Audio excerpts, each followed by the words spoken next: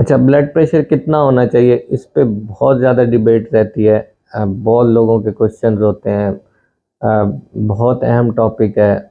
Blood pressure का एक जो नॉर्मल कंट्रोल है, वो एक जनरल पॉपुलेशन, जनरल जो इसका कंसेप्ट है या जो गाइडलाइंस हैं उसके मुताबिक 140/90 से कम रहना चाहिए। ये मैं अडल्ट की बात कर रहा हूँ। अडल्ट से हम आगे जाएंगे, बच्चों की बात नहीं कर रहे। बच्चों में ब्लड प्रेशर रिलेटिवली कम हो सकता है।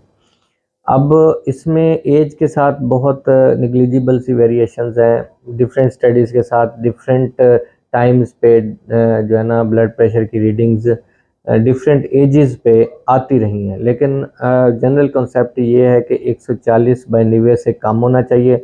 अगर बहुत ज़्यादा एडवांस एज है 80 साल, उसमें थोड़ी वेसल स्टिफ हो जाती हैं, तो थोड़ा सा टारगेट इसको ऊपर रखा जा सकता है, क्योंकि ये एक साइलेंट किलर है और लीडिंग काज ऑफ डेथ है। जो कार्डियोवास्कुलर जो इश्यूज होते हैं दिल के और ब्रेन के मसले वेसल्स के साथ, तो ये उसमें लीडिंग काज है डेथ का।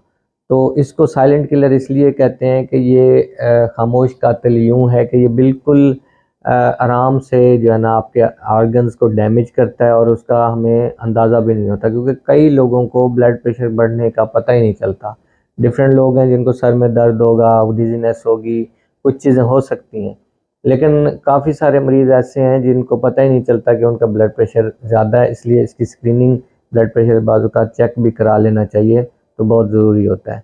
अब इसमें एक जनरल कंसेप्ट है कि ब्लड प्रेशर ज़्यादा रहता है। कुछ लोग कहते हैं कि हमारा ब्लड प्रेशर 160 150 तक ना रहे तो हमारी तबीयत ख़राब होने शुरू हो जाती है, कम हो जाए तो तबीयत ख़राब। ऐसा कुछ भी नहीं है। इसमें दो चीज़ें हो सकती हैं। हो सकता है कोई अंडरलाइंग काज हो, कोई जो आपके ब्रेन की तरफ जो वेसल्स जा रही होती हैं उनकी स्टीनोसिस होती है, जो वो जब ब्लड प्रेशर बढ़ता है तो वो उसकी वजह से परफ्यूजन अच्छी हो जाती है, लेकिन उसका ये मतलब नहीं है कि ज़्यादा ब्लड प्रेशर आपके लिए अच्छा है। वो डेफिनेटली उस अंडरलाइंग कॉज को ट्रीट करें और ब्लड प्रेशर ऑप्टिमल कंट्रोल होना चाहिए। ये किसी भी टाइम पे आपने ब्लड प्रेशर को ऑप्टिमाइज रखना है। और दूसरा ये हो सकता है कि कुछ दिनों से ब्लड प्रेशर ज़्यादा हो। अब बॉडी में कुछ अडॉप्टेटिव मेजर्स होते हैं कि कोई 2-3 हफ्ते से ब्लड प्रेशर ज़्यादा था, फिर आपने ब्लड प्रेशर की दवाई ली तो वो थोड़ा सा कम हुआ, तो उसमें आपको थोड़ा स्लोनेस ऑफ थिंग्स होना शुरू हो गई हैं।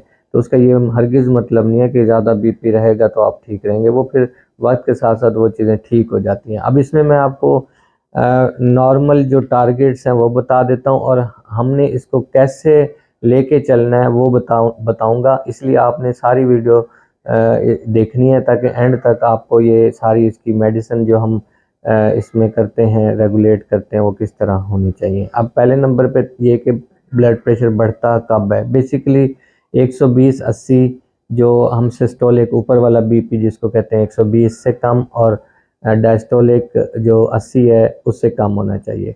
यानी कि 115 से लेके या 110 से लेके 120 तक, और 70 से लेके 80 तक अगर आपका बीपी है तो ये बहुत अच्छा है, क्योंकि 120 से भी रिलेटिवली अगर थोड़ा सा कम रहता तो ये बेहतरीन कंट्रोल है।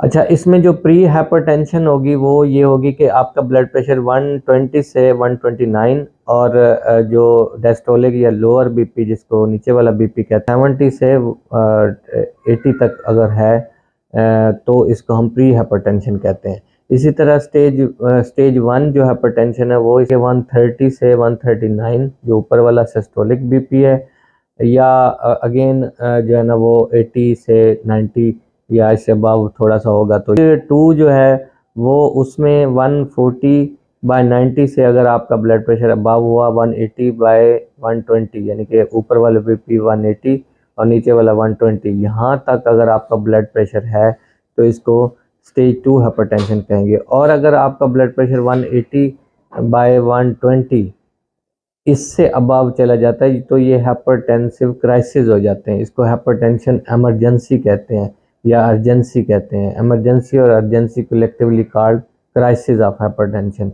अब इसमें आपने इसको कंट्रोल कैसे करना है। बेसिकली मैंने इस पे एक वीडियो बड़ी अच्छी बनाई हुई है। तो आपने देखना है कि आपके अंदर कोई स्ट्रेस की वजह से आपके अंदर कोई मसले हो रहे हैं, तो उसकी वजह से ब्लड प्रेशर ज़्यादा है, तो आपने ये चीज़ अपनी ज़िंदगी से निकालनी है। मैंने इस पे एक बहुत अच्छी वीडियो बनाई हुई है कि दवाई के बगैर ब्लड प्रेशर को कैसे कंट्रोल करें। उसमें आपने उसको देखना है। अगर आपने ये सारी चीज़ें कर ली हैं लेकिन स्टिल फिर भी ज़्यादा है तो फिर आपने मेडिसिन लेनी है। उसमें मेडिसिन में ये नहीं होगा कि 1 या 2 टाइम्स आपने ओकेजनली चेक किया, आपको कभी ज़्यादा ब्लड प्रेशर मिला तो आपने शुरू कर देनी है। आपने अपने डॉक्टर से मशवरा करना है, इसका एक प्रॉपर चार्ट होता है। वेदर आपके घर में आपको ब्लड प्रेशर नहीं रहता, हॉस्पिटल में आके हो जाता है तो इसको वाइट कोट हाइपरटेंशन कहते हैं, उसमें आपने दवाई नहीं लेनी होती। तो अब जब ब्लड प्रेशर कॉन्स्टेंटली हाई रहना शुरू हो गया तो फर्स्ट आप दवाई शुरू करेंगे।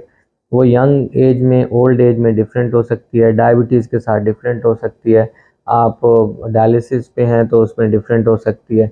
ये आपका डॉक्टर आपको एडवाइस करेगा। आपने दवाई शुरू की, अब आपने 1 हफ्ता उसकी दवाई खाई और आपका ब्लड प्रेशर फिर भी कंट्रोल नहीं है, तो फिर आपने ये देखना है कि आप दवाई प्रॉपरली खा रहे हैं कि नहीं। पहले अगर दवाई नहीं खा रहे प्रॉपरली, उसको प्रॉपर करेंगे।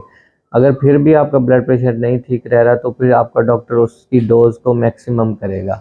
अब वो डोज़ जो मैक्सिमम करने के बाद अगर आपका ब्लड प्रेशर ठीक हो जाता है तो वेल एंड गुड। अगर डोज मैक्सिमम करने के बाद भी ब्लड प्रेशर ठीक नहीं होता, फिर आप क्या करते हैं, उसमें डॉक्टर आपका एक और एजेंट ऐड करेगा, यानी कि एक और दवाई ऐड करेगा।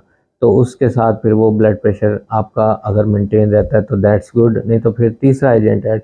तो मतलब एक ऑप्टिमल कंट्रोल है। ये नहीं होगा कि अगर आपने ब्लड प्रेशर की दवाई खाई है, आपका ब्लड प्रेशर कम तो हुआ है, लेकिन जो नॉर्मल ब्लड प्रेशर है या जो हम टारगेट अचीव करना चाह रहे हैं उतने तक नहीं आया, तो फिर भी आपको जो है ना वो दवाई की एक्स्ट्रा, इसके अलावा कोई सी दवाई की ज़रूरत हो सकती है।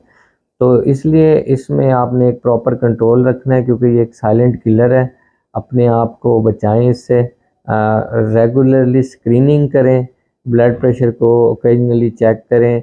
जब आप मेडिसिन ले रहे हैं या मेडिसिन नहीं भी ले रहे, तो अगर प्री है और अपने आप ने ये सारे फैक्टर्स करने के बाद आपका बीपी ठीक हो गया, तब भी आप रेगुलरली जो है ना जैसे आपको डॉक्टर बताया उसके मुताबिक अपना ब्लड प्रेशर चेक करते रहें।